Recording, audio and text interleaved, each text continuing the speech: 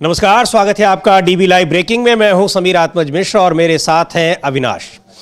संसद के दोनों सदन अनिश्चित काल के लिए स्थगित कर दिए गए। बहुत छोटा विंटर सेशन था, लेकिन उसके बावजूद आज तक का सेशन के लिए निर्धारित समय था, लेकिन आज भी सारे दिन वो नहीं चल पाया। और इससे पहले कई जरूरी मुद्दों पर चर्चा भी करनी थी। प्रदूषण पर चर्चा के लिए बाकायदा घोषणा भी हो चुकी थी, बावजूद इसके संसद के दोनों सदनों को अनिश्चित काल के लिए स्थगित कर दिया गया।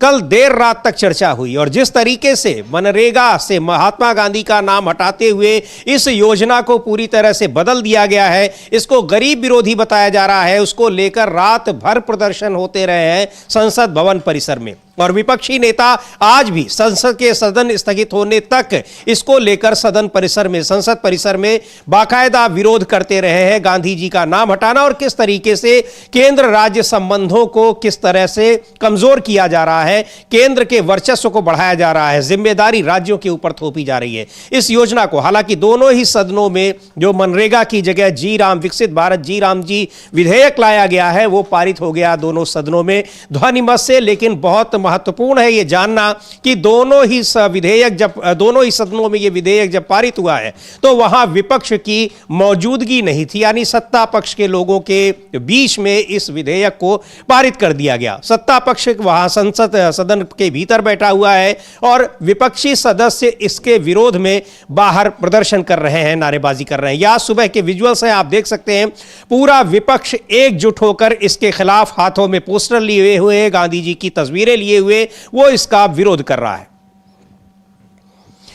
ये उस विजुअल्स जो आपको दिखाई पड़ रहे हैं, ये संसद भवन परिसर के हैं, जहां सदन के बाहर ये प्रदर्शन चल रहा है और नारेबाजी चल रही है। इसको एक बार हम देखेंगे फुल स्क्रीन पर किस तरीके से वहां इसके खिलाफ पूरा विपक्ष, विधेयक पारित होने के बावजूद, और विपक्षी सांसदों का कहना है कि इसका विरोध लगातार बना रहेगा। ऐसा नहीं है कि अब ये पारित हो गया है तो हम इसको छोड़ देंगे।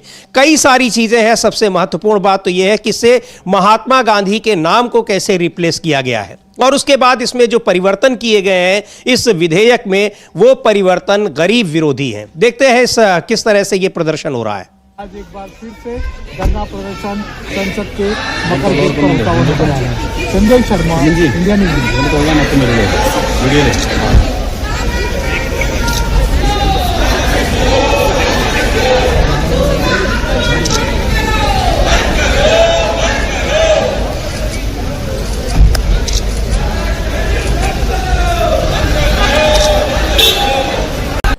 तो महात्मा गांधी की तस्वीरें हाथ में लिए हुए और उसके बाद नारेबाजी करते हुए किस तरह से इसके विरोध में। और चूंकि ये सरकार को ये पता था कि संसद के भीतर भी विपक्षी सांसदों का कहना है कि वो हमेशा लगातार विरोध करते रहेंगे, ये मालूम था कि आज आखिरी दिन भी इसको लेकर संसद में इसका विरोध विपक्षी दलों का जारी रहेगा। इसीलिए यहां पर अनिश्चितकाल के लिए सदन के दोनों ही सदन स्थगित कर दिए गए। पहले लोकसभा को स्थगित किया गया और उसके बाद राज्यसभा को भी।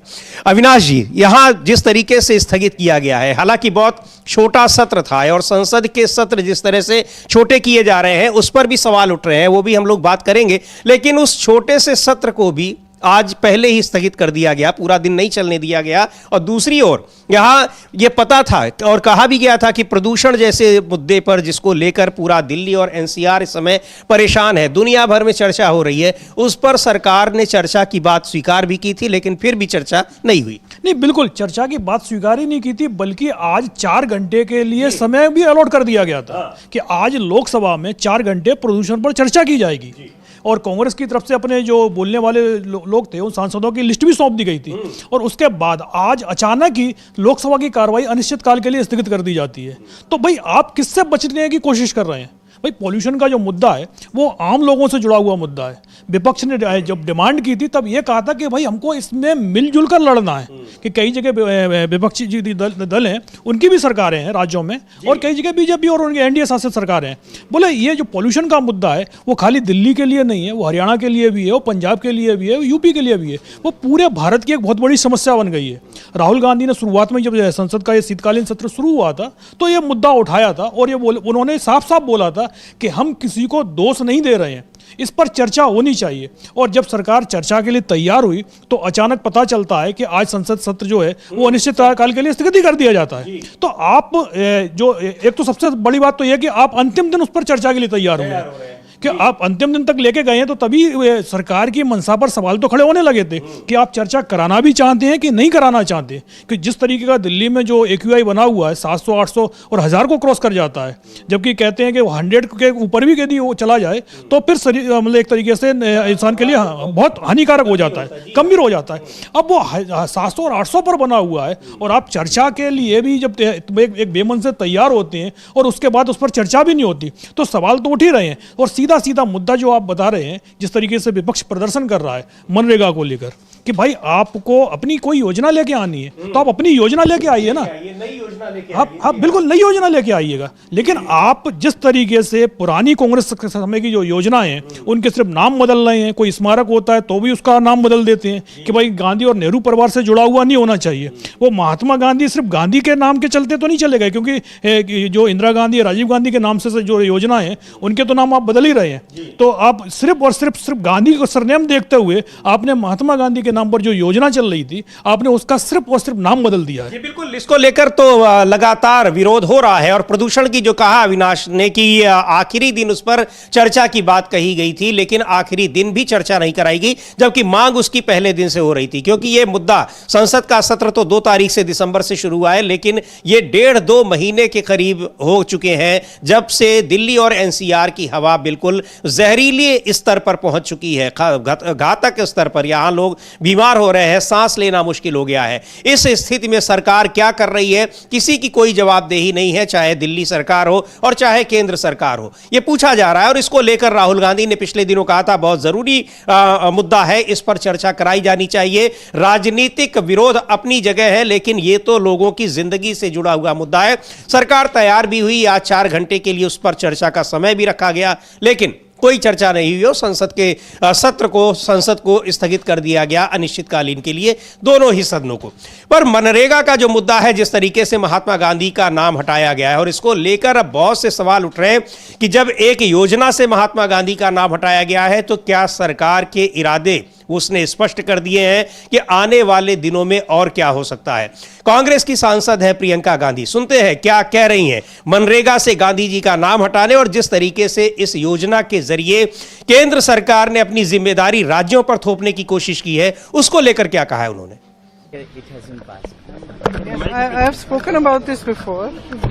This bill is going to be very, very harmful for the poorest of the poor, because the original Manrega scheme, the way it was structured, where the centre paid 90% of the funds for it, was a scheme which was the backbone of the rural economy and the backbone, the greatest support for people who are very, very poor and had difficulty getting employment. And for 20 years it's been one of the good schemes which has run, which has helped poor people, especially those who have nothing. Now in this new formation, in the new form of the bill, when you cut down so much of the allocation from the centre, and most of the allocation is, a lot of it is going to come from the states are not going to be able to afford it, which means the scheme will die, and that is going to be very, very harmful. तो 20 साल से ये योजना चल रही थी, सफलतापूर्वक चल रही थी। ग्रामीण इलाकों में लोगों को रोजगार की गारंटी दी गई थी, लेकिन ये गारंटी छीन ली गई है, ऐसा विपक्ष का आरोप है। और इसके जरिए सब जो राज्यों पर जिम्मेदारी थोपने की भी कोशिश है, क्योंकि इस योजना के जरिए वो पूरा का पूरा दारोमदार जो था वो केंद्र सरकार का था, लेकिन अब 40% हिस्सेदारी उसमें राज्यों को दे दी गई है। इसके तमाम तरह की इसमें खामियां भी हैं जो सवाल लगातार उठ रहे हैं। लेकिन बड़ा सवाल ये है कि जरूरी मुद्दों से चर्चा से भागना, जरूरी मुद्दों को उठाने न देना, और अगर जरूरी मुद्दों पर आप विपक्ष के दबाव के आगे झुकते हैं, आपको चर्चा करानी भी पड़ती है, तो सवालों के जवाब नहीं आते हैं और संसद के सत्र को इतना छोटा कर दिया जा रहा है। शीत सत्र बहुत ही महत्वपूर्ण होता है, लेकिन उसको महज 2 हफ्ते का उसको रखा गया, जिसमें और 2 हफ्ते भी वो ठीक से नहीं चल पाया। जरूरी मुद्दों पर चर्चा भी नहीं हुई, चर्चा अनाउंस होने के बावजूद उस पर चर्चा नहीं। तो फिर सवाल उठ रहे हैं कि आखिर संसद किस लिए है। लेकिन ये जो प्रदर्शन देख रहे हैं मनरेगा को लेकर, जो सरकार ने उसको बदला है, उसको लेकर रात भर वहां प्रदर्शन हो रहे हैं, उस पर भी बात करेंगे। पर कई सारे मुद्दे हैं और सरकार ने यह दिखा दिया कि वो मुद्दों पर चर्चा नहीं चाहती, और अगर चर्चा कराने की जरूरत पड़ी तो जवाब नहीं देगी, और ज्यादा दबाव पड़ा तो वो चर्चा से भाग जाएगी। नहीं, बिल्कुल आप देखिए, चाहे वंदे मातरम पर चर्चा हुई हो या फिर चुनाव सुधार पर चर्चा हुई हो, दोनों चर्चाओं में जो भी सवाल विपक्ष ने उठाए, एक भी सवाल का जवाब सरकार की तरफ से नहीं दिया गया। और इसी को लेकर जो है कि आपने जब 2 दिन चर्चा कराई है लोकसभा में भी और राज्यसभा में भी चुनाव सुधार को लेकर, विपक्ष को सड़क पर क्यों उतरना पड़ रहा है? मल्लिकार्जुन खड़गे का भी यही कहना है कि भाई जो सवाल हमने उठाए हैं आप उनके जवाब तो दीजिए। आप तो आए और एक तरीके से अपना भाषण देते हुए निकल गए, लेकिन संसद में आपका काम, सरकार का काम है, आप चर्चा करा रहे हैं तो लास्ट में आकर जो मंत्री होते हैं वो पूरी चर्चा का जवाब देते हैं। लेकिन क्या अमित शाह ने उस चर्चा का जवाब दिया? वो तो सिर्फ और सिर्फ नेहरू और गांधी परिवार पर ही आरोप लगाते रहे कि भाई राजीव गांधी ये मशीन लेके आए, फलाना लेके आए, उन्होंने ये किया, उन्होंने वो किया। लेकिन जो सवाल मशीन पर और जो सवाल वोटिंग लिस्ट पर, तमाम मुद्दों पर जो सवाल उठाए जा रहे हैं चुनाव आयोग की स्वतंत्रता पर, उनमें से किसी भी मुद्दे का आपने जवाब नहीं दिया। क्योंकि इससे पहले चुनाव आयोग पर इस तरीके के सवाल कभी नहीं उठाए गए कि जब इससे पहले, अभी तो 3 सदस्यीय कमेटी चुनती है, लेकिन उससे पहले ऐसी कोई कमेटी नहीं थी आज से 3 साल पहले। क्योंकि सुप्रीम कोर्ट का जब जो 2023 का आदेश आया, उसके बाद ही एक कमेटी बनाई गई, जिस कमेटी में विपक्ष के नेता को रखा गया। पहले तो सीजेआई साहब होते थे, लेकिन सीजेआई साहब को हटाकर मंत्री जी को ले आए वो अपने, तो ताकि सरकार का बहुमत बना रहे। लेकिन आप देखिए, उससे पहले 2023 से पहले से सरकार सीधा अपॉइंट करती थी। उसके बावजूद भी 2014 तक कोई बहुत बड़े आरोप कभी भी चुनाव आयोग के ऊपर नहीं लगाए गए। लेकिन जब से 2014 के बाद से सरकार बनी है, 1-2 साल तक तो क्योंकि नए अपॉइंटमेंट हुए ही नहीं थे, उसके बाद लगातार जिस तरीके से चुनाव आयोग पर सवाल उठ रहे हैं कि लंबे समय तक चुनाव आयोग सवाल उठ रहे हैं, चुनाव आयोग जो वोट चोरी की बात कर रहा है, विपक्ष लगातार उसके सामने उसके प्रमाण मिल रहे हैं। अभी एक नया प्रमाण भी मिला है, उसकी भी हम लोग चर्चा करेंगे। लेकिन ये बहुत जरूरी मुद्दे हैं। चुनाव सुधार को लेकर जो बातचीत हुई, हालांकि उसमें भी कुछ जवाब नहीं आया सरकार की ओर से, ऐसा कोई ठोस जवाब नहीं आया या कोई प्लानिंग नहीं आई, या विपक्ष ने जो कुछ सुझाव दिए उन पर कोई अमल किया जाएगा, इस तरह का कोई आश्वासन नहीं दिया गया। यानी जो चर्चा वो 10-10 घंटे के लिए निर्धारित की गई थी, जो काफी 10 घंटे से ज्यादा तक चली दोनों सदनों में, उसका कोई निष्कर्ष नहीं निकला। वंदे मातरम पर सरकार चर्चा क्यों कराना चाहती थी, उसका भी कोई निष्कर्ष नहीं निकला। यानी सदन का सत्र तो इतना सीमित कर दिया गया, उसका ड्यूरेशन इतना कम कर दिया गया, और जो कुछ रहा भी उसका कोई मतलब नहीं रहा। उसको एक तरीके से जब ऐसा लगा कि जैसे यहां पर कोई काम धाम नहीं होता है, केवल कुछ विधेयकों को पारित कराने के लिए, और वो भी विपक्ष की गैर मौजूदगी में। कपिल सिब्बल बहुत वरिष्ठ कांग्रेस के नेता हैं, सुप्रीम कोर्ट के वकील हैं, केंद्रीय मंत्री रह चुके हैं, लंबे समय से वो सांसद हैं, और उनका कहना है कि ये संसद की गरिमा को, संसद के महत्व को धीरे धीरे कम किया जा रहा है, कमजोर किया जा रहा है। सुनते हैं एक बार क्या कह रहे हैं कपिल सिब्बल। आहिस्ता आहिस्ता मुझे ऐसा लगता है कि जो हमारा संसद है, जो पार्लियामेंट है, उसकी जो रेलेवेंस है वो गिरती जा रही है। क्योंकि कम से कम सिटिंग्स होती हैं, और आहिस्ता आहिस्ता मैं समझता हूं कि लोग भी सोचते हैं कि पार्लियामेंट में कुछ होता नहीं है। तो ये बहुत ख़तरनाक बात है, लोकतंत्र के लिए बड़ी ख़तरनाक बात है, क्योंकि सही मुद्दों पे चर्चा नहीं होती, और ऐसे मुद्दों पे चर्चा होती है जिसका कोई आज के दिन लेना देना नहीं है। तो पहली बात तो आपसे कहना चाहता हूं कि आप देखिए कि 1 दिसंबर से लेकर 19 दिसंबर तक ये सेशन है, इनमें लगभग 15 सिटिंग्स हुई। 15 सिटिंग्स हुई हैं एक सेशन में। जब हम पार्लियामेंट में थे, मैं तो मतलब कि 2099 और उसके बाद की बात करता हूं, तो उस समय पार्लियामेंट विंटर सेशन में लगभग 20 नवंबर को बैठता था और दिसंबर तक चलते रहते थे। लेकिन आज के दिन वो ऐसा नहीं हो रहा। 1 दिसंबर में सत्र की शुरुआत हुई और 15 सिटिंग्स हुई। इससे पहले भी 2017 में लगभग 13 सिटिंग्स हुई, 2022 में 13 सिटिंग हुई, 2023 में 14 सिटिंग हुई, और इस सत्र में 15 सिटिंग हुई।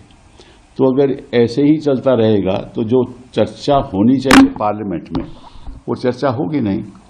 और फिर चर्चा नहीं होगी तो लोगों को जानकारी नहीं होगी। तो पहली बात तो ये है कि बड़ी दुख की बात है कि जो सत्ता पक्ष में लोग जो बैठे हुए हैं उनको पार्लियामेंट से लगता है कुछ लेना देना भी नहीं है। दूसरी बात यह है कि इस पार्लियामेंट में हुआ क्या। 1 दिसंबर में हम चाहते थे, विपक्ष चाहता था कि किसी तरीके से चर्चा हो SIR पे, क्योंकि मैं समझता हूं कि आज के दिन SIR सबसे बड़ा मुद्दा इस देश में है। क्योंकि अगर वोटर की सूची सही नहीं होगी तो निश्चित रूप से उसका प्रभाव लोकतंत्र पे पड़ेगा। अगर सूची जैसे एयर पोल्यूशन है, सूची में भी पोल्यूशन होगी तो फिर तो लोकतंत्र में लोग सांस नहीं ले पाएंगे ना, जैसे हम आज के दिन बाहर जाते हैं और सांस नहीं ले पाते।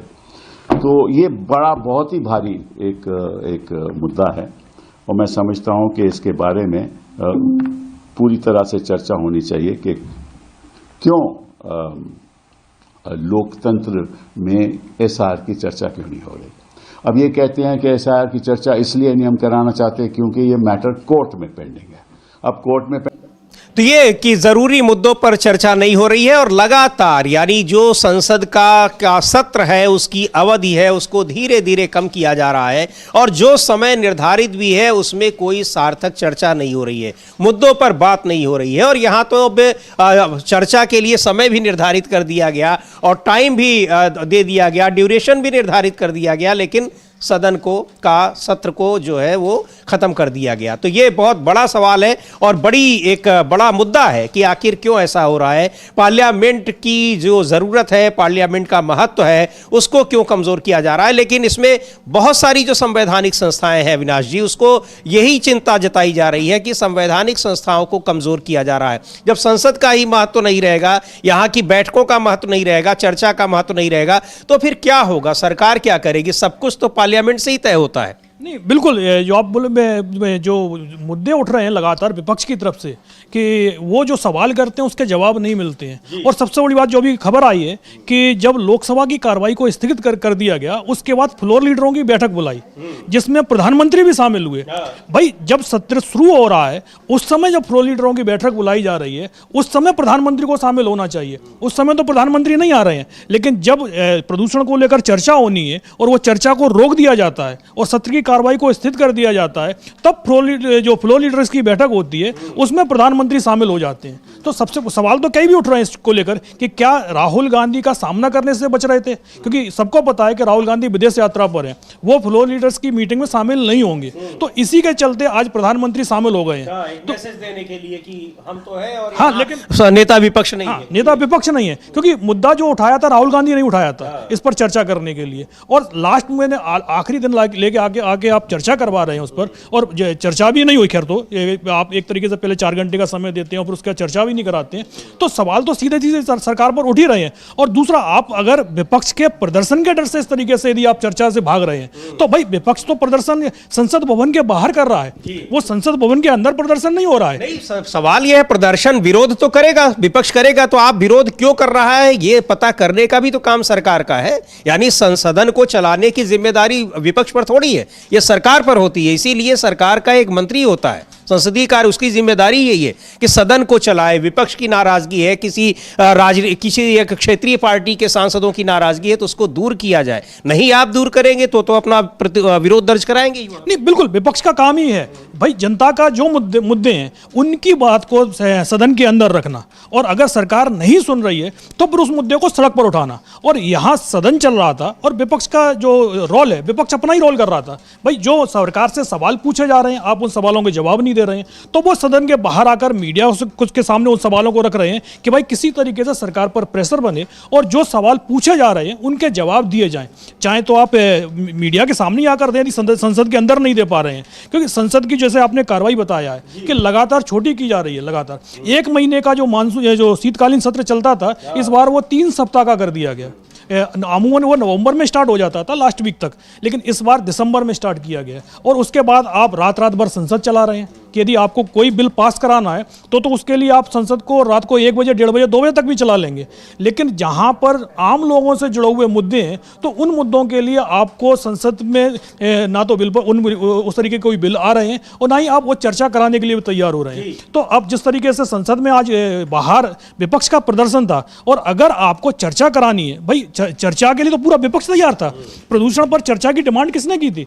विपक्ष ने ही की थी, और उनका कहना है भाई इस पर चर्चा तो होनी चाहिए। लेकिन आप मनरेगा को लेकर जो प्रदर्शन चल रहा है, सबसे बड़े जो सरकार जो दबाव में है वो महात्मा गांधी के नाम को हटाए जाने के जिस तरीके से बिल लेके आए हैं, उस बिल के चलते ही सरकार सबसे ज्यादा दबाव में बनी हुई है। और खासतौर पर जिस तरीके से इस पूरे मामले में पूरा विपक्ष एकजुट दिखाई दे रहा है, पहले तो बिल्कुल पूरा विपक्ष एकजुट दिखाई दे रहा है और मनरेगा को लेकर दबाव में है। लेकिन जिस तरीके से मनरेगा से गांधी जी का नाम क्यों हटाया जा रहा है, जब कृषि मंत्री दलीलें दे रहे थे तो उससे साफ पता चल रहा था कि क्या कुछ करने जा रहे हैं। अभी तो एक योजना से नाम हटाए हैं, अभी आगे और भी योजनाएं हैं जो कर सकते हैं, बहुत कुछ कर सकते हैं गांधी के नाम को हटाने के लिए। तो खैर उस चीज को, लेकिन इसको लेकर पूरा विपक्ष एकजुट है, प्रदर्शन कर रहा है, लगातार प्रदर्शन कर रहा है। तृणमूल कांग्रेस के नेताओं ने, विपक्षी दलों ने रात भर प्रदर्शन किया है। और ये जो तस्वीरें आप देख रहे हैं, ये जब संसद की कार्यवाही आज शुरू हुई है उससे पहले की ये तस्वीरें हैं। और कार्यवाही शुरू होते ही लोकसभा की कार्यवाही तो तुरंत स्थगित कर दी गई और उसके बाद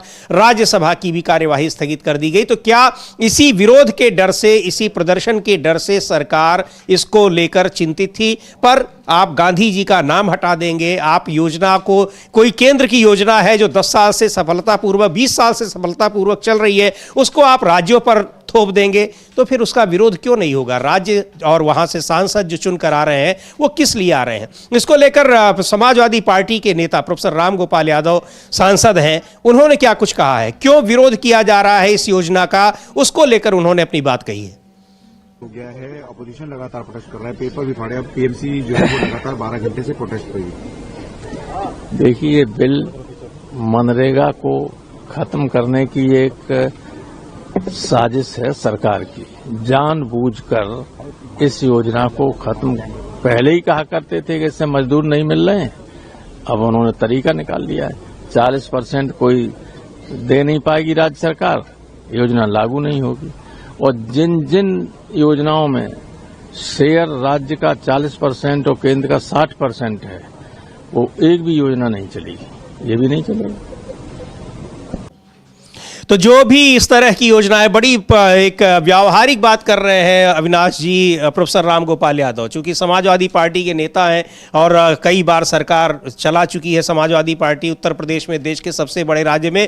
कहना है उनका कि 60 और 40 का रेशियो वो कभी सफल नहीं होती है, और राज्यों के पास चूंकि उतना बजट नहीं है, राज्यों के पास उतने संसाधन नहीं है, फिर राज्यों की अपनी योजनाएं भी होती हैं, कल्याणकारी योजनाएं जो अपने राज्य में वो संचालित करते हैं। इसीलिए केंद्र की जो योजनाएं होती हैं उसमें ज्यादा शेयर जो होता है और वो केंद्र सरकार का होता है। मनरेगा भी इसीलिए लाई गई थी कि इसको राज्यों पर नहीं टाला जाएगा, ये केंद्र की जिम्मेदारी है कि लोगों को रोजगार की गारंटी दी जाए। लेकिन वो सारी गारंटी और सारी चीजें हटा ली गई हैं, ये विपक्ष का कहना है। नहीं, बिल्कुल, जो उन्होंने 2 मुद्दे उठाए हैं, पहला तो यही कि 40% का जो शेयर आपने राज्य सरकार के सर पर थोप दिया है, बोले तमाम राज्य सरकार हैं ये खर्चा नहीं उठा पाएंगे।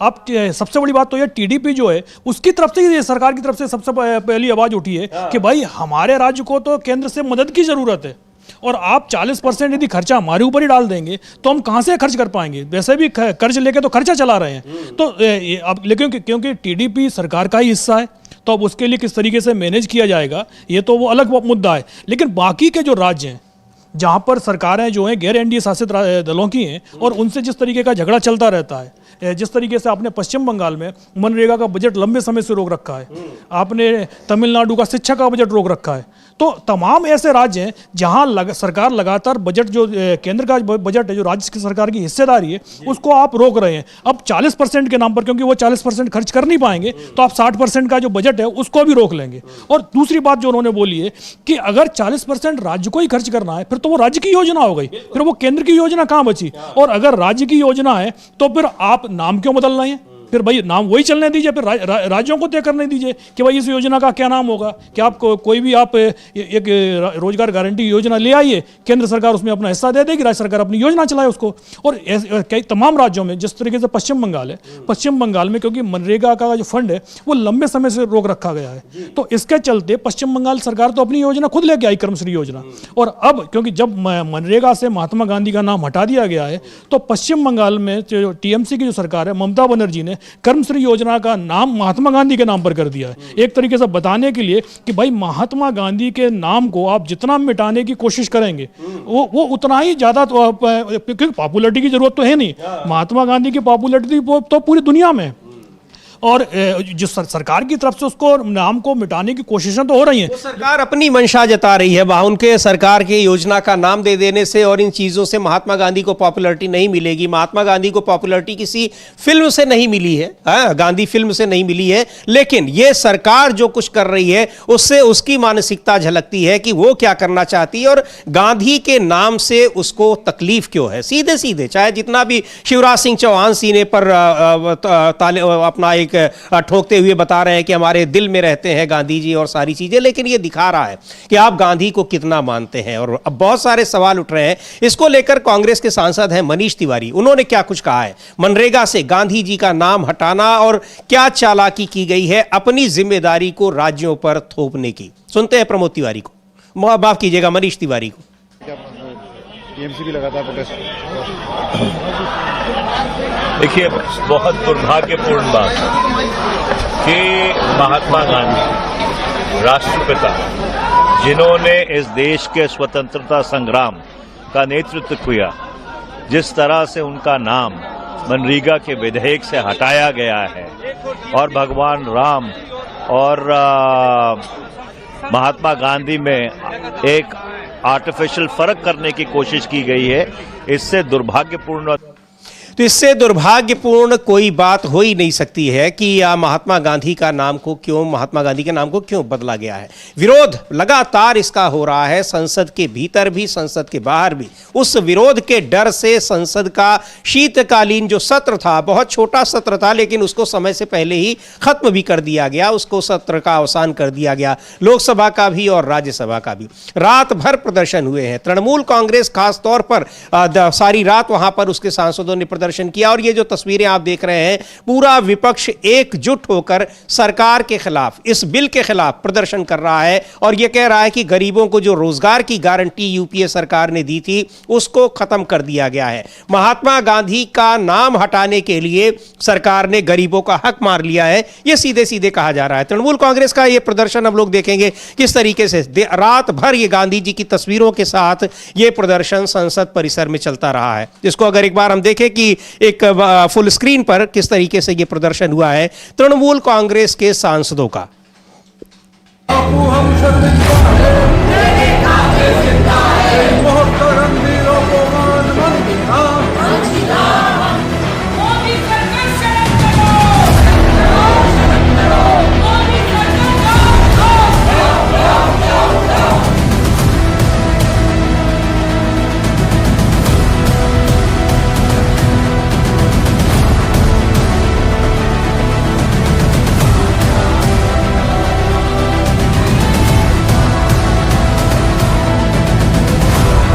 तो देर रात वहां ये प्रदर्शन होते रहे तृणमूल कांग्रेस के। और ये जो तस्वीरें देख रहे हैं संसद का की जो पुरानी इमारत है, ये उसकी सीढ़ियां दिख रही हैं, वहां पर ये प्रदर्शन होता रहा, यानी संसद के परिसर में। और वहां लगातार ये प्रदर्शन चल रहा है मनरेगा का नाम बदलना और किस तरीके से गरीबों को जो रोजगार की गारंटी दी हुई थी उसको खत्म करना। तृणमूल कांग्रेस के सांसदों ने कई आरोप भी सरकार पर लगाए हैं। सुष्मिता देव को हम सुनेंगे वो क्या कह रही हैं, लेकिन पूरा विपक्ष इस मामले में एकजुट है और यह कहना है कि किस तरह से गांधी के नाम के साथ खिलवाड़ किया जा रहा है। और यही नहीं, गरीबों को जो रोजगार की गारंटी मिली है उसको कैसे खत्म किया जा रहा है। नहीं, बिल्कुल, क्योंकि आपने एक ये चीज तो बोली संसद में कि भाई 100 की जगह हम 125 दिन रोजगार देंगे, लेकिन भाई अगर आपने शर्तें लगा दी हैं कि भाई हमारी ये शर्तें माननी पड़ेंगी तभी हम रोजगार दे पाएंगे। भाई आप 60% खाली खर्चा कर रहे हैं, तो आपने जो 25 दिन बढ़ाए हैं, एक तरीके से देखा जाए आपने पूरी तरीके से राज्य सरकारों के ऊपर जिम्मेदारी थोप दी है कि भाई हमारी तरफ से तो घोषणा हो गई है लेकिन बजट आप लोग ही खर्च करेंगे। तो आपकी योजना बची ही नहीं है, ये सीधा सीधा सिर्फ और सिर्फ महात्मा गांधी के नाम को आपको हटाना था। तो जो पुरानी योजना चली आ रही थी उसमें ही थोड़ा सा फेरबदल कर दिया और सरकार ने अपना पैसा बचा लिया सीधा सीधा कि भाई जो योजना थी शुरुआत में, हम जब 2014 में नरेंद्र मोदी की सरकार बनी थी तो सबसे पहले उन्होंने क्या बोला था कि भाई मनरेगा पर उन्होंने सीधा सीधा हमला बोला था और कांग्रेस के इसको जीती जागती स्मारक बता दिया था और तभी से लग रहा था कि इस योजना को खत्म करने की कोशिश की जाएगी। लेकिन ये जो योजना ग्रामीण क्षेत्र में जबरदस्त लोकप्रिय थी तो सरकार को यह दिखाई दे रहा था, बीजेपी को, कि अगर इस योजना को खत्म करेंगे और एक झटके में खत्म किया जाएगा तो फिर ग्रामीण क्षेत्र में उसका जो हाल होने वाला है, उसके चलते उस योजना को धीमे धीमे करके खत्म करने की कोशिश हो रही थी। लेकिन 2020 में जब जिस तरीके से कोविड आया तो उस समय यही योजना थी जो मोदी सरकार का सबसे बड़ा सहारा बनी थी। तो सरकार को ये तो समझ में आ गया है कि भाई ये जो मनरेगा योजना है इसको खत्म नहीं किया जा सकता इस तरीके से, तो अब उसको दूसरी तरीके से खत्म किया जा रहा है कि भाई आपने राज्य सरकारों की हिस्सेदारी बढ़ाकर एक तरीके से इस योजना को कमजोर करने की कोशिश अब शुरू कर दी है। और अब देखते जाइए कि 1-2 साल के अंदर अंदर कि इस योजना का क्या हाल होता है कि जो बीवी राम जी योजना लेके आए हैं, ये मनरेगा का नाम बदलकर ये योजना धीमे धीमे करके खत्म कर दी जाएगी। और फिर उसी तरीके से, क्योंकि भाई आपको मजदूर चाहिए, किसके लिए चाहिए? आपको उद्योगपतियों के लिए मजदूर चाहिए कि भाई आज की तारीख में मजदूर नहीं मिल रहे हैं तो उनको महंगे मजदूर लेने पड़ रहे हैं। अगर ग्रामीण क्षेत्र में इस तरीके की योजना खत्म कर दी जाएगी तो फिर आपको सस्ते मजदूर मिलने लगेंगे। तो आप सीधा सीधा जो शुरुआत से आरोप लगते रहे हैं कि सरकार सिर्फ 2-4 लोगों के लिए सोचती है और उन्हीं 2-4 लोगों के चलते इस योजना को कमजोर करके खत्म किया जा रहा है। बिल्कुल, उसको कमजोर करके खत्म किया जा रहा है और सरकार अपनी जिम्मेदारी से भाग रही है। आखिर 20 साल तक वो कैसे चल रही थी, लेकिन इस मौजूदा सरकार पर, जो एनडीए सरकार है, इस पर आरोप लगे कि वो इसको शुरू से ही कमजोर करती जा रही थी और लाखों करोड़ रुपए का बकाया अभी राज्यों का बचा हुआ है जो मनरेगा का नहीं दिया गया है। ये सवाल और ये जो राज्यों के बीच और केंद्र के बीच विवाद का अक्सर मुद्दा रहा है, लेकिन अब उस योजना को ही खत्म कर दिया गया है और जिम्मेदारी थोप दी गई है राज्यों के ऊपर। बड़ी जिम्मेदारी, चूंकि राज्यों के ऊपर 40% की जिम्मेदारी देना ये अपने आप में बहुत बड़ी जिम्मेदारी है। उनके पास बहुत सारी राज्य सरकारें घाटे में चल रही हैं, हजारों करोड़ रुपए के कर्ज हैं उनके ऊपर, वो कैसे इसको चला पाएंगे, ये बड़ा सवाल है। और जो योजना केंद्र सरकार की है उसको राज्यों पर क्यों थोपा जा रहा है, ये सारी चीजें हैं। सुनते हैं क्या कहा है सुष्मिता सेन, जो तृणमूल कांग्रेस की सांसद है, और यह भी जानेंगे कि क्यों ये धरना दिया गया, जो 12 घंटे का धरना था उसको लेकर भी तृणमूल कांग्रेस ने जो दिया है। पहले सुनते हैं सुष्मिता देव को क्या कह रही हैं। बात है, मुख्यमंत्री ममता दीदी ने ये कह दिया है कि जो जी राम जी बिल आया है उसने जो 100 दिन के रोजगार का अधिकार था उसको बिल्कुल खत्म कर दिया है। बिल में है अभी 125 दिन, पर सच्चाई ये है कि कितने लोगों को वो अधिकार मिलेगा वो अब भारत सरकार तय करेगी। पहले होता था कि अगर प्रदेश की तरफ से डिमांड आता है 40 लाख लोगों के लिए या 1 करोड़ लोगों के लिए, भारत सरकार को देना वो कंपलसरी था। अब स्टेट गवर्नमेंट तय नहीं करेगी, भारत सरकार तय करेगी। इससे भी बुरा काम जो किया है मोदी सरकार ने, पहले 90% पैसा मनरेगा का मोदी सरकार देती थी, अब इस संशोधन के बाद ओनली 60% पेमेंट भारत सरकार करेगी। मतलब प्रदेशों को भी ये पैसा देना पड़ेगा। तो ये तो जो मनरेगा का मूल उद्देश्य था उसको बर्बाद कर दिया। और महात्मा गांधी का नाम क्यों हटाया? फादर ऑफ द नेशन, ये नाम महात्मा जी को किसने दिया था? रविंद्रनाथ टैगोर ने दिया था। तो देखिए, इनकी जो सोच है एंटी गांधी और गरीब विरोधी, वो फिर से साबित हुआ। ये तो 12 घंटे का आंदोलन सिर्फ शुरुआत है। हम बंगाल के हर गांव में, हर जिले में, हर जगह ममता दीदी इसको लेकर हम आंदोलन करेंगे। तो ये गरीब विरोधी और किस तरह से गांधी विरोधी, ये दोनों ही जो एक विचारधारा है, जो टेंडेंसी है बीजेपी की, वो सामने आई है, कह रही हैं सुष्मिता देव। और इसको लेकर यानी जो कह रही हैं सुष्मिता देव, और ये 12 घंटे का ये प्रदर्शन रहा, हम लोग सुनेंगे। सागरिका घोष भी तृणमूल कांग्रेस की सांसद हैं, उनको भी सुनेंगे। अब जो बात कह रही हैं सुष्मिता देव, इसका मतलब कि ये महात्मा नाम जो है वो दिया गया था रविन्द्रनाथ टैगोर की ओर से। पश्चिम बंगाल वाले इसको लेकर और भी ज्यादा उनके अंदर जो इमोशन है वो जुड़ा हुआ है, हर गांव में ले जाएंगे। यानी अब ये बड़ा चुनावी मुद्दा पश्चिम बंगाल में बनने वाला है। अविनाश जी, नहीं, बिल्कुल जिस तरीके से ममता बनर्जी ने ऐलान कर दिया है महात्मा गांधी के नाम पर योजना चलाने का, उसके बाद से ही ये तय हो गया है कि ये जो केंद्र सरकार ने जो योजना का नाम चेंज किया है, इसका नुकसान उनको पूरे देश में भुगतना पड़ेगा। और क्योंकि बंगाल में तो चुनाव सामने ही आ गया है, 3 महीने का भी समय अब नहीं बचा है। 3 महीने के अंदर बंगाल में विधानसभा चुनाव का ऐलान हो जाएगा, और वहाँ पर चुनाव प्रचार एक तरीके से देखा जाए शुरू भी हो चुका है। क्योंकि जिस तरीके से बीजेपी के तमाम नेताओं के दौरे शुरू हो गए हैं और टीएमसी भी चुनाव की तैयारी कर रही है, उसके बाद अब ये जिस तरीके से इस योजना को लेकर अब माहौल वहाँ बंगाल में बनना शुरू हुआ है। आप देखिए 2019 में बीजेपी को लोकसभा चुनाव में अंतिम चरण में झटका लगा था, किस चीज़ को लेकर? सिर्फ ईश्वरचंद विद्यासागर की जिस तरीके से बीजेपी की रैली में मूर्ति टूटी थी, उसके बाद अंतिम राउंड की जो 8 सीटें थी, बीजेपी 8 की 8 सीटें हार गई थी। क्योंकि उससे पहले जो 34 सीटों पर चुनाव हुआ था, 34 में से बीजेपी 18 जीत गई थी। तो बीजेपी का जो पलड़ा भारी दिखाई दे रहा था, सिर्फ एक गलती के चलते बीजेपी की हाथ से पूरा बंगाल निकल गया। और उसके बाद अभी तक बीजेपी बंगाल में उभर नहीं पाई है। उसके बाद उनका ग्राफ लगातार डाउन होता चला गया है।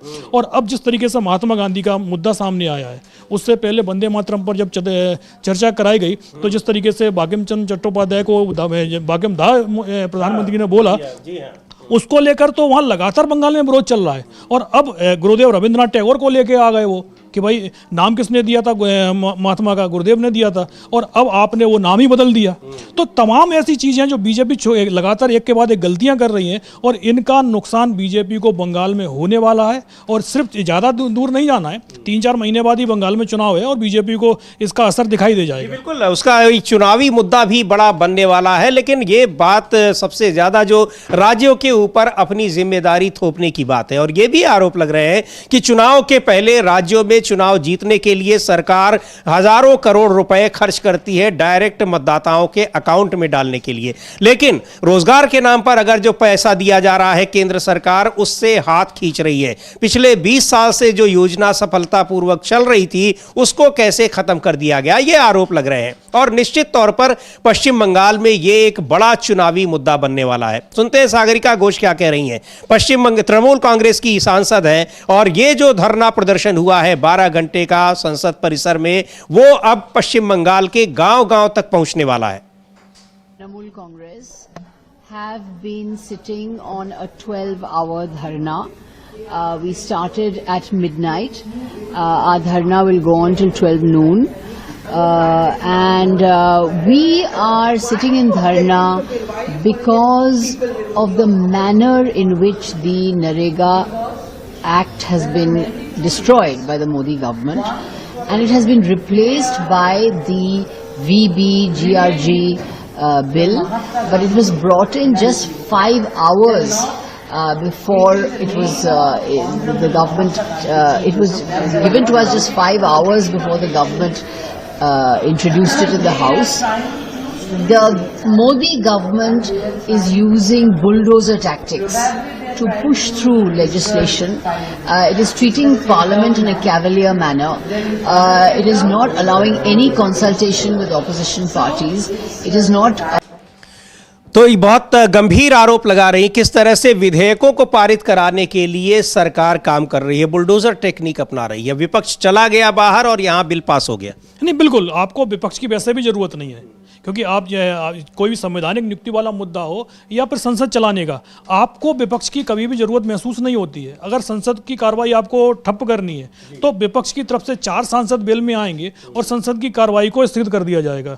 लेकिन अगर आपको बिल पास कराना है तो पूरा विपक्ष बिल में भले ही आकर खड़ा हो जाए, भले ही सदन में बिल्कुल भी अव्यवस्था का माहौल आपको दिखाई दे रहा हो, लेकिन वित्त जो मंत्री हैं वो विधेयक की चर्चा का जवाब भी देते रहेंगे और उसी के बीच में ध्वनिमत से वो बिल पास भी हो जाएगा। और बाद में हमारे लोकसभा स्पीकर उस पर नाराजगी जताते हैं कि भाई इस तरीके से सदन नहीं चलना चाहिए। भाई सदन नहीं चलना चाहिए, आप कार्रवाई स्थगित क्यों नहीं कर रहे उस समय पर? लेकिन अगर आप सरकार कहीं फंसती हुई दिखाई दे रही है तो तुरंत ही कार्रवाई स्थगित हो जाती है। और लेकिन जिस तरीके से लोकसभा या राज्यसभा में इस बार विधेयक को पास किया गया है, राज्यसभा में तो 12:30-1 बजे तक से रात को विधेयक पास करा रहे हैं। अरे भाई, अगर आपको चर्चा करानी है, लंबी चर्चा करानी है, तो सत्र की कार्रवाई को आप 1-2 दिन बढ़ा सकते हैं। भाई 25 तारीख से पहले आप 22 या 23 तारीख को भी सदन की कार्रवाई चला सकते थे। लेकिन क्योंकि सत्र आपको चलाना ही नहीं है, आपको सिर्फ और सिर्फ विधेयक पास कराना है, और उसके लिए आपने एक तो कार्रवाई लेट तक चलाई, और विपक्ष के बिना, जब विपक्ष ने बहिष्कार कर दिया कार्रवाई का, तो उसके बाद आप ध्वनिमत से इस विधेयक को पास करा रहे हैं। और जो सवाल उठाए जा रहे हैं, जो लगातार हम बोल रहे हैं कि जो भी सवाल विपक्ष की तरफ से उठाए जा रहे हैं, उसमें से किसी भी सवाल का सरकार की तरफ से जवाब नहीं दिया जा रहा है। बिल्कुल, कि इस तरीके से यानी विपक्ष को पूरी तरह से इग्नोर करके यहां पर सदन चलाया जा रहा है। एक तो सदन की जो अवधि है उसको कम कर दिया गया है, दूसरे वहां पर तमाम जरूरी मुद्दों पर चर्चा नहीं हो रही है, केवल कुछ जो सरकार के लिए अपने फायदे के विधेयक हैं उनको पास कराया जा रहा है, और वो भी विपक्ष की अनुपस्थिति में। और इसको लेकर नाराजगी है और चिंता भी जताई जा रही है कि कैसे संसद के महत्व को सरकार धीरे धीरे कम करती जा रही है। कपिल सिब्बल ने बहुत गंभीर आरोप लगाए, जो आपने सुना अभी थोड़ी देर पहले, कि कैसे ये ग्रेजुअली जो है इसको डिक्रीज किया जा रहा है, कम किया जा रहा है, ताकि संसद में कोई चर्चा होने ही न पाए, जरूरी मुद्दों पर चर्चा ही न होने पाए, और विधेयक पास हो जाए तो केवल विधेयक पास कराने के लिए, और वो भी विपक्ष की गैर मौजूदगी में। यह बहुत हैरानी की बात है और बहुत चिंताजनक बात है, जिसको लेकर विपक्ष के तमाम सांसद जिसका विरोध कर रहे हैं। लगातार ये प्रदर्शन हो रहा है संसद भवन परिसर में, और इसको लेकर कांग्रेस के सांसद हैं सुखदेव भगत, क्या कुछ कह रहे हैं, उनको भी सुनते हैं कि मनरेगा से नाम हटाना ये किस तरीके से, किस सोच को दिखा रहा है भारतीय जनता पार्टी की। कर लेते हैं जीराम जी, जो बिल था अब लोकसभा से पास हो गया है, ऑपोजिशन ने काफी प्रोटेस्ट किया, कॉपियां भी फाड़ी, हमने जो देखा। अब जिस तरीके से ये बिल पास हुआ, मनरेगा को लेके आप लोगों ने बात रखी, कैसे देखते हैं? टीएमसी प्रोटेस्ट करी रात भर, बट कैसे देखते हैं? देखिए, 1948 में इनके पितृ संगठन ने गांधी जी की हत्या की, और कल 18, 12, 24, 25 को मोदी जी की सरकार ने गांधी जी के नाम की हत्या की है। और ये इसलिए उन्होंने हत्या की है कि वो सारी चीजें गांधी जी के नाम के साथ साथ नेहरू जी का जो नाम आए, इनको कहीं न कहीं उनके नाम से एक जैसे एलर्जी है, मैं कह सकता हूं, वो नाम वो हटाना चाहते हैं। और इसका बहुत बड़ा फैक्टर ये है कि मैंने कहा कि क्योंकि फ्रीडम स्ट्रगल वाले फेज में इनकी भूमिका बहुत ही नकारात्मक रही है, वो एक कारण है। दूसरी बात मैं कह सकता हूं कि ये पूरी की पूरी चीजें ग्रामीण अर्थव्यवस्था इस पर काफी निर्भर करती थी, और इन्होंने फिर वो 60 दिन का जो अलग से जो कृषि के समय का वो उन्होंने अलग कर रखा है। कर्ज जिसे एक तो ऐसे भी राज्य जीएसटी वाले में ये पे काफी परेशान है, और आज उन पे करीब 40% उन पे भार पड़ रहा है। तो बहुत सारी चीजें इसमें मैं समझता हूं कि नकारात्मक चीजें हैं। सरकार चाहती, अगर मान लीजिए सरकार चाहती, तो बहुत सारे जो कमियां, अगर उन्हें लगता है कुछ चीजें हम जोड़ सकते थे लेबर के में, ग्राम में कैसे ग्रामीण अर्थव्यवस्था को लेकर, तो वो जोड़ सकती थी। लेकिन मैंने कहा गांधी जी का नाम का हटाना था, ये काम किए। ये अलग बात है कि पुतिन भी आएंगे तो राजघाट जाएंगे, ये स्वयं मोदी जी जब प्रधानमंत्री जी बाहर जाएंगे तो गांधी जी के सारे करीब 136 देशों में उनके स्टेच्यू लगी हुई है। तो ये गांधी जी को आप उनके नाम को आप हटा नहीं सकते हैं ना, ये तो हमारे ये रगों में है। दूसरी बात ये हम जरूर कहना चाहेंगे कि ये जिस प्रकार की चीजें, ये पूरे इतिहास को, इतिहास गढ़ तो नहीं रहे, इतिहास बदलने का ये प्रयास कर रहे हैं। तो ये किस तरीके से गांधी को एक टारगेट पर रखे हुए हैं और गांधी के नाम को बदलने की कोशिश कर रहे हैं। कारण ये है कि स्वाधीनता आंदोलन में कोई हिस्सेदारी नहीं रही है, तो गांधी के महत्व को क्या समझेंगे। लेकिन दुनिया भर में जाते हैं तो गांधी को के सामने सिर झुकाना पड़ता है। राहुल गांधी ने भी एक ट्वीट किया है मनरेगा को लेकर, और बड़ी चिंता जताई है कि किस तरीके से मनरेगा को हटाया जाना, ये केवल गांधी का नाम बदलना नहीं है, बल्कि गरीब लोगों को, ग्रामीण क्षेत्र में गरीब गरीब लोगों को जो एक रोजगार की गारंटी दी हुई थी और उसके जरिए उनको एक उनके पैसे की व्यवस्था की गई थी, रोजगार की व्यवस्था की गई थी, उसको खत्म कर दिया गया है। नहीं, बिल्कुल, क्योंकि आप ग्रामीण क्षेत्र में अगर रोजगार नहीं मिलेगा तो फिर बाहर जाना पड़ेगा। और अभी जो उनको 100 दिन का जो रोजगार मिल रहा था, अब सरकार की तरफ से कहा जा रहा है कि हमने उसको 125 दिन का कर दिया है, लेकिन 125 दिन मिलेंगे कि नहीं मिलेंगे, सबसे बड़े सवाल तो यही खड़े हो रहे हैं। जो 100 दिन का रोजगार मिलता था उससे काफ़ी राहत मिलती थी, लोगों को पलायन नहीं करना पड़ता था।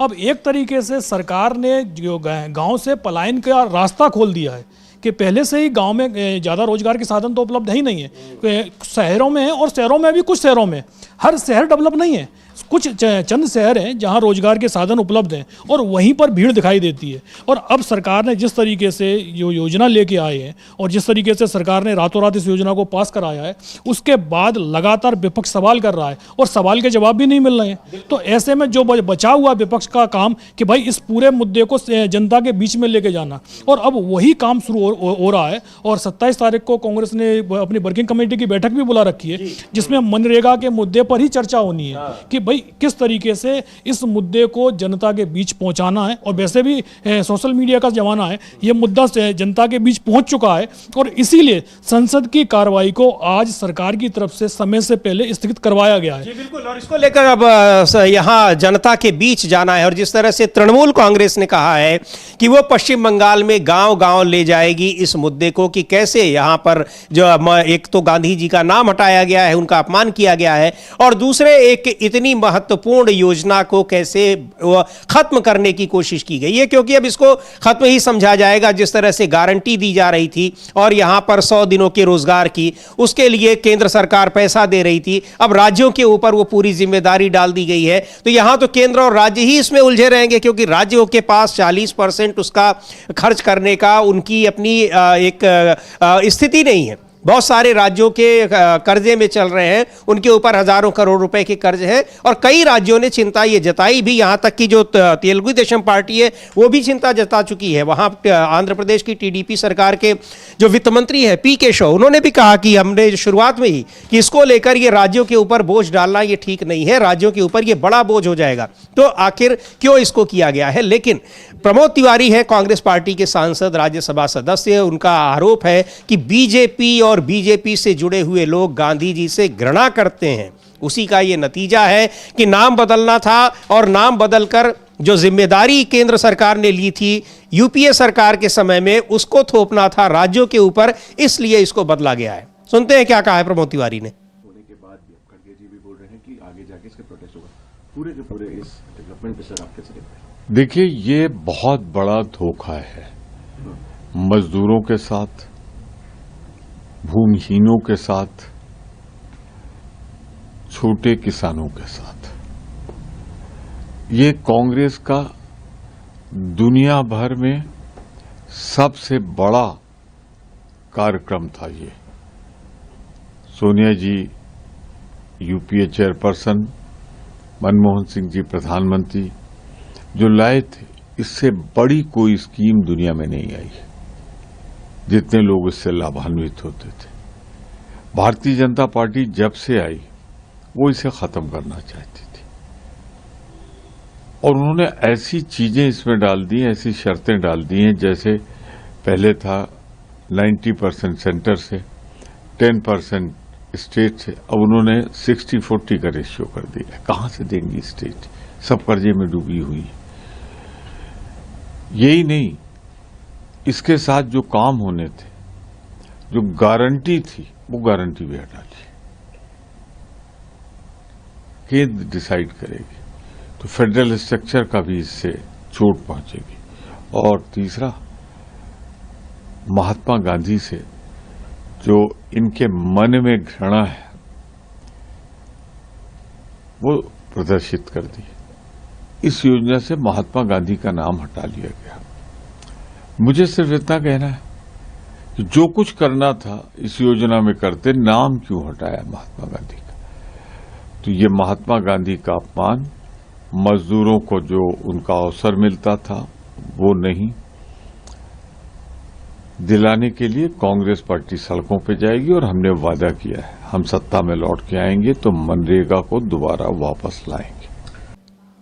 तो ये कांग्रेस पार्टी सड़कों पर जाएगी, उधर तृणमूल कांग्रेस ने घोषणा कर रखी है, यानी पूरा विपक्ष अब इस मुद्दे को सड़कों पर ले जाएगा। जब संसद का सत्र इतना सीमित कर दिया जाएगा और जो सीमित सत्र है उसको भी ठीक से नहीं चलाया जाएगा, तो फिर जनता को, सांसदों को भी सड़कों पर ही उतरना पड़ेगा और अपनी बात कहनी पड़ेगी।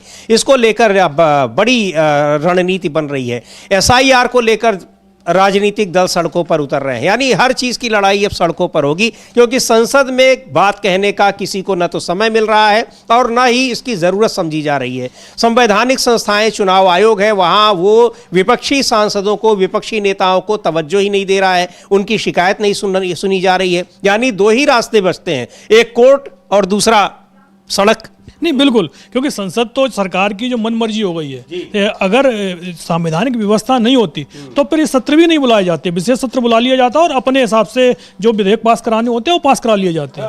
लेकिन संवैधानिक मजबूरी है जिसके चलते जो संसद के सत्र बुलाए जा रहे हैं, लेकिन जिस तरीके से उनको छोटा किया जा रहा है, एक तो कम समय के लिए बुलाए जाते हैं और उससे पहले साथ में जो समय से पहले उनको स्थगित भी कर दिया जाता है। तो एक तरीके से मजबूरी के चलते हो रहा है। तो जैसे आपने बोला है कि भाई आप सदन में हमारी बात नहीं सुनेंगे तो या तो फिर सुप्रीम कोर्ट जाइए और या फिर आप सड़क पर आइए। तो विपक्ष ये दोनों ही प्रक्रियाओं को अपना रहा है, सड़क पर भी लड़ाई लड़ रहा है और तमाम मुद्दों पर वो सुप्रीम कोर्ट में भी गया हुआ है। चाहे SIR का मुद्दा ही देख लीजिए, लगातार SIR पर जिस दिन से जो चुनाव आयोग योजना लेके आया है उसी दिन से सुप्रीम कोर्ट में इसको लेकर सुनवाई चल रही है। उस बीच में चुनाव भी हो गया बिहार का, लेकिन जिस दिन भी इसका जो सुप्रीम कोर्ट से फैसला आएगा, सरकार को बहुत बड़ा झटका लगने वाला है, क्योंकि चुनाव आयोग ने जिस तरीके से अपनी सीमाओं का अतिक्रमण किया है इस पूरे मामले में SIR को लेकर, और सरकार जिस तरीके से बेशर्मी की तरह से चुनाव आयोग का बचाव कर रही है, भाई आपके अधिकार छीन रहा है चुनाव आयोग, और उसके बाद आप उसके साथ में खड़े भी हो गए हैं कि भाई चुनाव आयोग सही कर रहा है। भाई यदि संसद के अधिकार संवैधानिक संस्थाओं के पास चले जाएंगे तो फिर संसद की जरूरत ही नहीं पड़ेगी। और जो SIR को लेकर, वोट चोरी को लेकर जो आरोप लग रहे हैं, वो आरोप कैसे लगातार पुख्ता हो रहे हैं, उनके प्रमाण मिल रहे हैं, वो दिखाई पड़ रहा है। अब ताजा तरीन, इधर राहुल गांधी लगातार अपनी तीन प्रेस कॉन्फ्रेंस कर चुके हैं, सारे चीजें सामने आ गई हैं। कर्नाटक में SIT ने आरोप पत्र दाखिल कर दिया है। यहां एक वीडियो वायरल हो रहा है अविनाश जी, बिहार के पूर्व मुख्यमंत्री जीतन राम मांझी का, वो बहुत कुछ बता दे रहे हैं। पहले एक बार सुन लेते हैं जीतन राम मांझी क्या कह रहे हैं, कैसे वोट चोरी की जाती है और चुनाव आयोग खामोश बैठा रहता है। उसका जीता जागता उदाहरण, और किसी से पर्सनल बातचीत में नहीं कह रहे हैं, बाकायदा एक जनसभा में कह रहे हैं। तो सुन लेते हैं पहले जीतन राम मांझी को, उसके बाद फिर बताते हैं कि ये किस संदर्भ में ये बात कही जा रही है। एक सीट गलती से हार गलन, अगर हमारा वो कहतन हल जैसे 2020 में कहलन हो कि हम हार रही है, कई कोई उपाय उसमें 2700 वोट से हारे थलन, हम प्रयास के लिए जीत गलन। इस साल वो मात्र 1600 वोट से हार रहा। दुर्भाग्य हमारे है, उनका का दिमाग हो गई, हमरा से बात न करें और सीधे मैदान छोड़ के भाग गलन। जौन साथी जो 2020 में जो कलेक्टर अभिषेक सिंह जी अभी त्रिपुरा में है, वो टेलीफोन करे थे कि सर हम तोरा 2700 वोट से पीछे है, लता जिता दिलिए हल, अभी तो 16 वोट से पीछे है, जितावे में कौन दिक्कत है। हम माथा ठुकली कि हमारा पास अगर जानकारी हुआ था तब ना, वो तो चल गया घर है। कहे के मतलब कि हम जे रात दिन जनता के काम ला बैठल रहे। तो आप जीतन राम मांझी की बात सुन रहे थे। जीतन राम मांझी भोजपुरी में बोल रहे हैं और ये कह रहे हैं कि उनकी अपनी पार्टी के कैंडिडेट थे, 2020 में एक नज़दीकी मुकाबले में वो चुनाव हार रहे थे। हमने तुरंत अपने प्रभाव का इस्तेमाल किया, वहाँ पर DM को फ़ोन किया और उनका जो नज़दीकी मामला था उसको हमने बिल्कुल क्लियर कर दिया, वो जीत गए। इस बार उन्होंने हमसे कहा ही नहीं और इस बार वो हार गए। अविनाश जी, क्या उनका क्या वो डिटेल है, किसकी चर्चा कर रहे हैं वो? हाँ बिल्कुल, ये जो गया जिले की टिकारी सीट है उसको लेकर वो बोल रहे हैं कि भाई इस बार जो हमारा कैंडिडेट है वो 2000 वोटों से खाली चुनाव हार गया कि, और वो 2000 वोट से इसलिए चुनाव हार गया कि उसने हमसे मदद ही नहीं मांगी। 2020 में जब चुनाव हुआ था तो उस काउंटिंग पूरी हो गई और जो अनिल कुमार सिंह जो हम के कैंडिडेट थे वो 2700 वोटों से बोले चुनाव हार गए थे। और उसके बाद उन्होंने हमें फ़ोन लगाया और कहा कि भाई हम तो चुनाव हार रहे हैं, मदद कीजिएगा। तो फिर उसके बाद जो जीतन राम मांझी हैं उन्होंने डीएम को अड़काया और कहा कि हमको सीट चाहिए, और उसके बाद वो परिणाम बदल दिए गए, रिकाउंटिंग कराई गई। और रिकाउंटिंग में फिर जो कांग्रेस के कैंडिडेट सुमंत कुमार थे, जो लगातार हमने उसके ऊपर पूरा डिटेल निकाल कर देखा है, तो शुरुआत के राउंड के में हमको लीड मिली थी 1-2 राउंड तक। उसके बाद कांग्रेस कैंडिडेट ने जो लीड ली थी वो रात के 11-12 बजे तक, जब तक काउंटिंग चलती रही है तब तक लगातार कांग्रेस के कैंडिडेट सुमंत कुमार लीड कर रहे थे। और काउंटिंग खत्म होने के बाद भी 2700 वोटों की लीड उनके पास में थी, लेकिन रिजल्ट डिक्लेयर नहीं किया गया था। और बाद में रिकाउंटिंग कराई गई, जैसा कि जीतन राम मांझी खुद ही इस चीज़ का दावा कर रहे हैं खुले मंच पर कि हमसे मदद मांगी गई और हमने उस मदद को दिया, डीएम को फ़ोन लगाया और उस रिकाउंटिंग हुई। और रिकाउंटिंग में फिर हमारा कैंडिडेट 2000 वोटों से करीब चुनाव जीत गया।